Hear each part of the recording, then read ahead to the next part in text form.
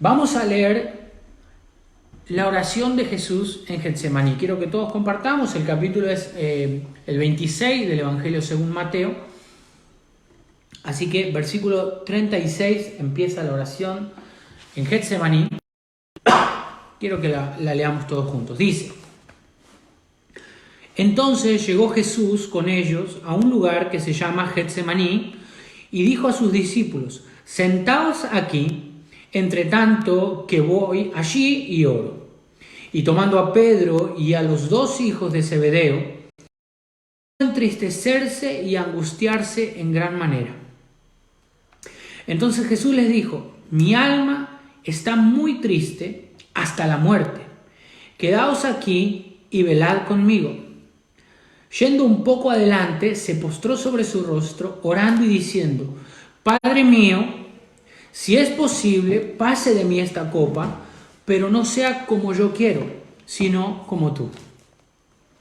Vino luego a sus discípulos y los halló durmiendo, y dijo a Pedro: ¿Así que no habéis podido velar conmigo una hora? Velad, para que no haya tentación. El espíritu a la verdad está dispuesto, pero la carne es débil. Otra vez fue y oró por segunda vez diciendo: Padre mío, si no puede pasar de mí la copa sin que yo la beba, hágase tu voluntad. Vino otra vez, durmiendo, porque los ojos de ellos estaban cargados de sueño. Y dejándolos, se fue de nuevo y oró por tercera vez, diciendo las mismas palabras. Entonces vino a sus discípulos y les dijo: Dormid ya y descansad. He aquí, ahora el Hijo del Hombre es entregado en manos de pecadores. Amén. Hasta ahí. Quiero que prestemos atención a los detalles, porque la reflexión es lo triste, lo angustiado que estaba nuestro Señor Jesucristo al momento de sus oraciones. Dice la palabra que estaba angustiado hasta la muerte. Eso significaba, y otra de las versiones de la Biblia lo dicen, estaba sintiendo que ya se moría. Estaba sintiendo la muerte, sintiendo morir su cuerpo, su espíritu. Eso es por una aflicción muy grande, una tristeza muy grande. Yo creo que es similar, no igual, pero similar a la que sienten aquellos que son condenados a la muerte, a la silla eléctrica. Lo que sucede aquí es que normalmente están condenados a esos castigos, ¿sí? Por tener una mentalidad equivocada, rara, y no ser hombres de bien. Pero aquí Jesús no solamente tenía que ir a la cruz, porque todos sabemos que no fue solo la cruz para él, sino que hubo una seguidilla y serie de castigos que él sufrió, de escarnecimiento que él tuvo que soportar a causa de nuestras transgresiones, ¿sí? A causa del diablo obrar en las mentes de las personas para que lo hagan desistir del sacrificio. Esa era la meta del diablo en ese tiempo. El versículo 37 y 38 dicen, lo vuelvo a leer para que todos podamos compartirlo. Perdón, me fui. Aquí está. Versículo 37 y 38 dicen: Y tomando a Pedro y a los dos hijos de Zebedeo, comenzó a entristecerse y a angustiarse en gran manera. Mi alma está muy triste, dice en el 38, hasta la muerte. Siento morirme. Quedaos aquí y velad conmigo. El Señor estaba pasando por una crisis que es normal, que a ti y a mí nos suceden cuando estamos en el momento de la aflicción, en el momento de la prueba. Crisis espiritual y sentimental muchas veces a nosotros nos hace desistir, nos hace tirar la toalla, nos hace abandonar a Cristo, nos hace apartarnos de la iglesia. Otros, muy pocos, o algunos, toman la decisión de confiar en el Señor y de soportar el mal trago, soportar la prueba, soportar el castigo, soportar. perseverar en medio de esa prueba. El Señor no tenía una enfermedad, el Señor no tenía una necesidad económica, él no tenía un problema laboral, familiar o vecinal, no. Él estaba a punto de ser sacrificado, siendo santo por ti y por mí.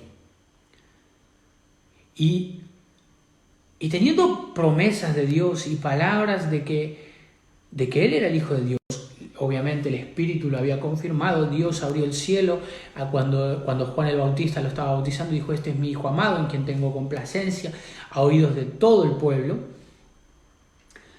Y como su palabra dice que Dios no iba a permitir que nada le pase, pero también que Él iba a tener que padecer. El versículo 53 y 54, ¿sí?, del mismo capítulo, no lo leímos, pero ahora lo vamos a leer, hacen mención a que Jesús, si Él hubiera querido, Él hubiera demandado a Dios su liberación, pero así no lo hizo.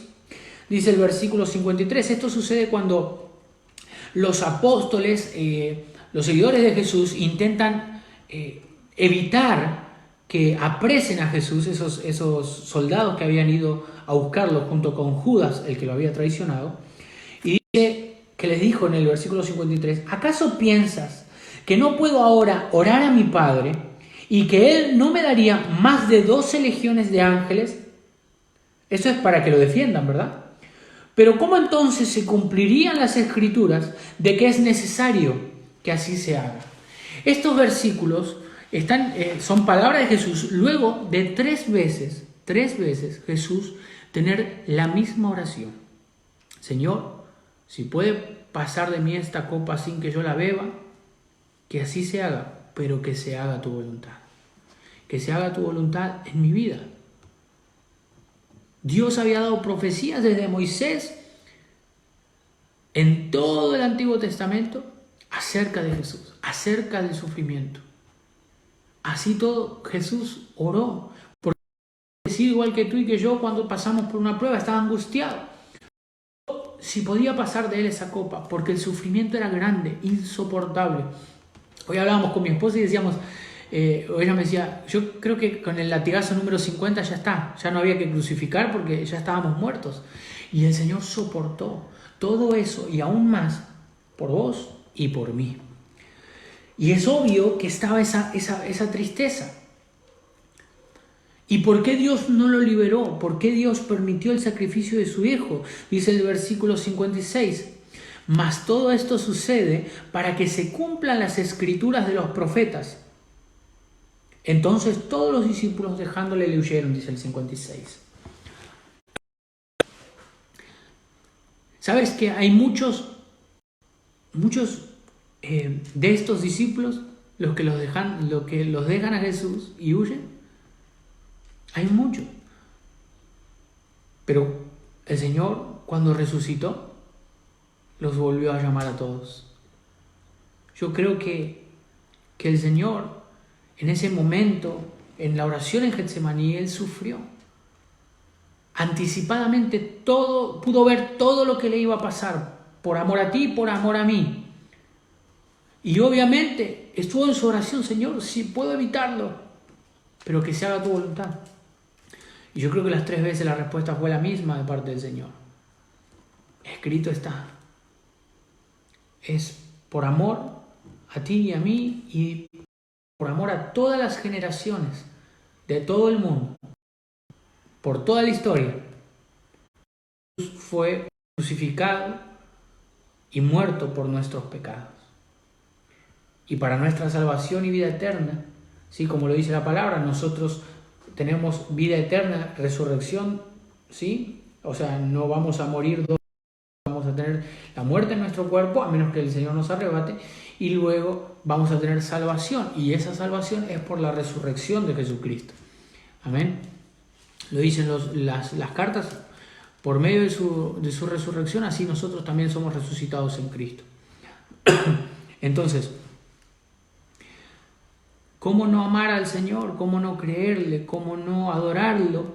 Si Él, teniendo esa angustia, esa tristeza en su corazón, de igual manera se entregó como cordero al matadero.